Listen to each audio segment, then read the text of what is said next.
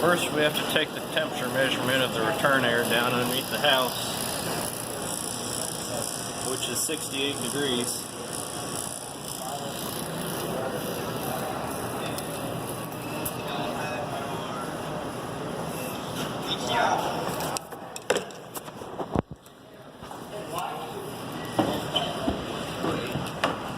What is the meaning of it?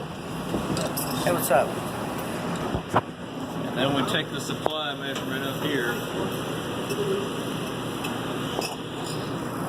which is 110 degrees.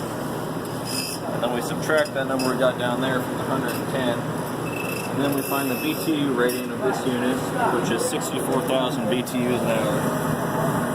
So we take that number and divide it by the temperature rise that we found from those two measurements. And then we multiply that by 1.08, and that's how we get the CFMs.